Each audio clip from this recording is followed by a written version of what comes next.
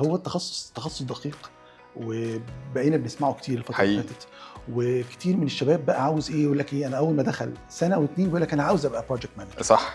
فأنا عاوزك تقول لي إيه الفرق ما بين الشخص الشاطر ايوه والشخص اللي يبقى فعلًا project manager؟ حلو قوي حلو قوي. بص يعني دايما في علم النفس كده لما بيبداوا عموما يعني الكلام في اي مجال اول حاجه لازم يتفقوا عليها هي المصطلحات. فخلينا كده في الاول تحرير كده المصطلحات. لازم يعني لازم نحدد كلمه يعني المصطلح ده معناه ايه عشان لما نتكلم عنه قدام فنبقى فاهمين المقصود بالظبط. فخليني اقول انه البروجكت مانجمنت يعني هو علم وفن تحويل الخيال الى واقع.